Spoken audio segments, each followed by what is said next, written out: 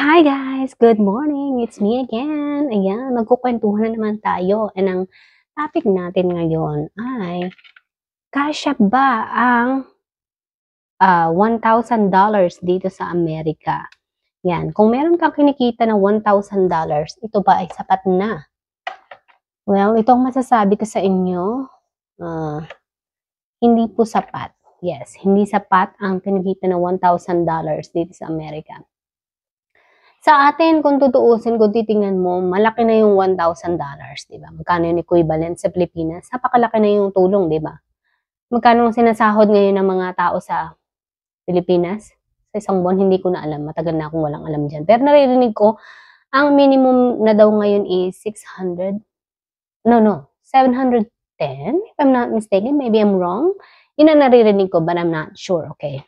Correct me if I'm wrong. So, kasya na yun. Pero dito sa Amerika, Diyos ko. Tapos, depende pa kung nasa saan kang lupalop ng states dito sa Amerika. Yun.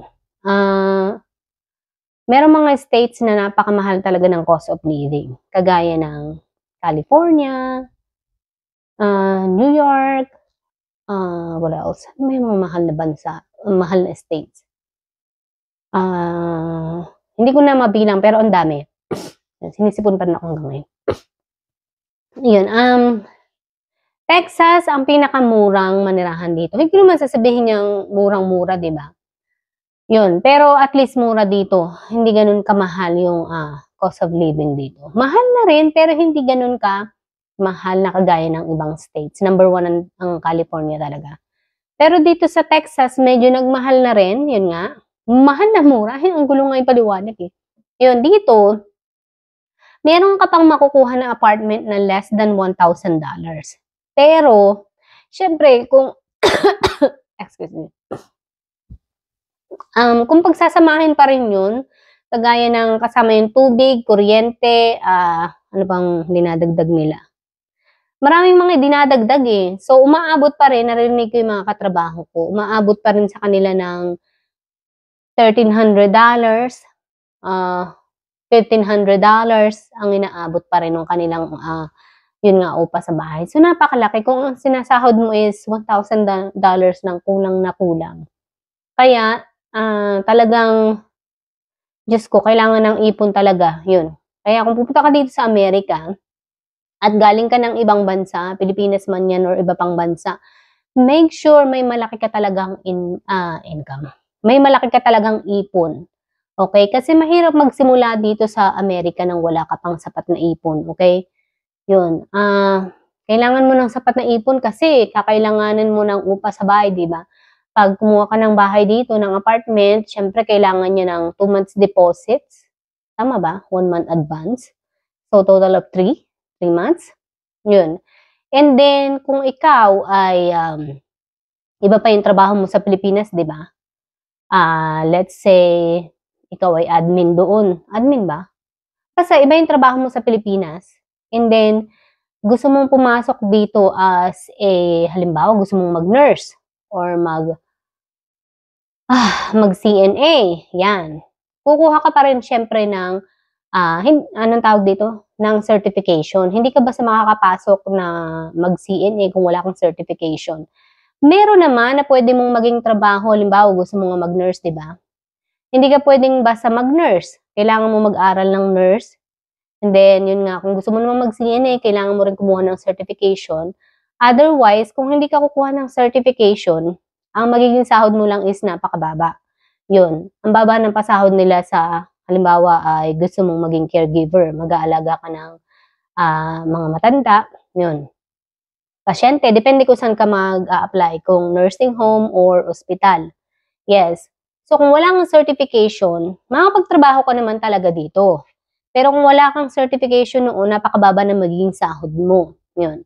Kaya kung ikaw ay dati sa Pilipinas ay magandang buhay, meron kang katulong, mga katulong, magandang buhay mo sa Pilipinas, tapos pumunta ka dito sa Amerika, malaking adjustment yun. Kasi dito, wala kang katulong. Pwede ka naman kumuha ng katulong para maglinis ang bahay mo, pero hindi sila all around, okay?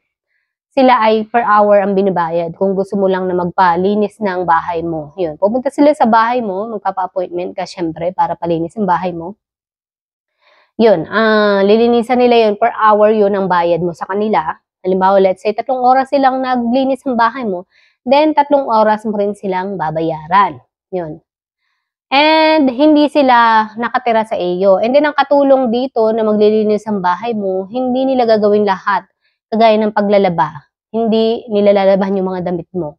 Unless sabihin mo sa kanila, pwede mo bang labahan din yung mga damit ko? Siyempre, additional bayad yun, di ba? Yun. Hindi sila, yung magugas ng plate, siguro, ilagay nila sa dishwasher, yes. Pero yung ugasan one by one, I don't know, maybe not. Yun. And then, hindi rin sila maglilinis ng mga cabinet mo. Well, unless, yun nga, sabihin mo, pwede mo malinisin din yung, yung cabinet ko. Usually, sa labas lang ng talaga nila, lilinisin at aayusin ang kanilang ang mga gamit mo para sa'yo. And then, yung mga damit mo, hindi rin nila tutupiin yan. Iba pa rin ang mag-ano nun. Iba pa rin ang i-hire mo para doon. Ayusin nila yung closet mo. Iba pa rin ang i-hire mo para doon. So, yun. Malaking adjustment dito. And then, sabi ko nga, hindi sila nakatira sa'yo. Yun. Kasi ang laki ng babayaran mo kung ipatitira mo sila sa'yo. Diba? Kasi per hour eh. Araw-araw pumapatak ang oras. Diyos ko, mamumulubi ka dito sa katulong sa pagkapalinis ng bahay. Yun. Yun. Ano pa? And then, kung ikaw naman ay may mga anak and then gusto mo mag-hire ng mag-aalaga ng bata, ng anak mo, ganun pa rin, per hours pa rin ang babayaran mo sa kanila.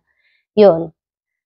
And, anong tawag dito? Hindi rin sila titira sa iyo. Sabi ko nga, pag tumira sila sa iyo, mamulubi ka. Yun. Unless meron kang kamag-anak, mga alimang magulang mo, kapatid mo, nadadalhin mo dito at mag-aalaga ng mga anak mo. Yun. But, syempre, mabuboring din sila sa pag-aalaga ng mga anak mo, 'di ba?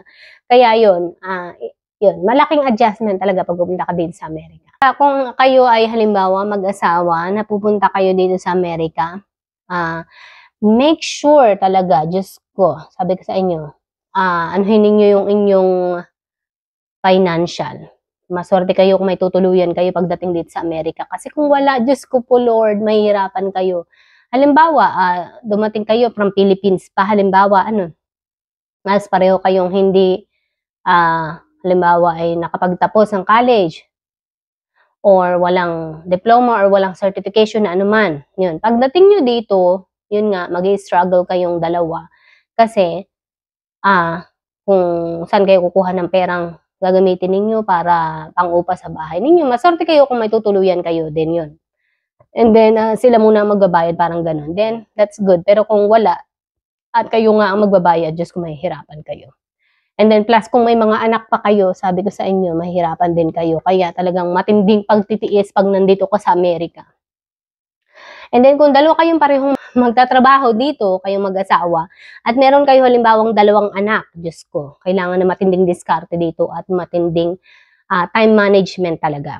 Kasi, halimbawa, pareho kayo magtatrabaho, mag-uusap kayo, sino ang magpapang-araw at magpapang-gabi para may mag-aalaga dun sa mga bata, diba? And, baswerte kayo kung ang mga anak ninyo ay nag-aaral na sa school, din yes, mapapagsabay ninyo yung pag-aaral ng mga anak nyo at pagtatrabaho nyo. Yun. Pero kung, yun nga, paano kung oras ng trabaho may 12 hours? Yun. Kasi, ako, kagaya ko, 12 hours ang trabaho ko na pinapasok sa trabaho. And wala na akong maliit na bata, pero noon meron, syempre na maliit pa siya. Ngayon na malaki na siya, binata na mag-18 na siya next month, yun. Medyo madali na talaga yung buhay ko ngayon. Madaling-madali na kumpara noon nung may maliit pa akong anak. Napakahirap kung paano ko pagsasabayin yung oras ko pagtatrabaho and then yung pagpasok niya sa school. Yun. So, yun ang kailangan yung pag-usapan talaga pag kayo mag-asawa ay dumating na dito sa Amerika. Tapos yung inyong mga sahod is kailangan merong magaling talagang humawak ng pera kasi, Diyos ko, talaga ang pera ay napakadaling ubusin. Lalo na sa grocery. Baka yung buong sahod mo ubus na sa grocery, ganyan. So, pag kukumbine nyo yung sahod ninyo, depende kayo mag-asawa kung gusto nyo i-combine yung sahod ninyo or kung gusto nyo mag-share lang, di ba? Depende, bahala kayo kung paano kayo nag-share na mag-asawa, di ba? Yun. Then, baka mapagkasya nyo yung pera. Halimbawa, ang sahod ni Mr. is 1,000, ang sahod mo is 1,000, so 2,000 na.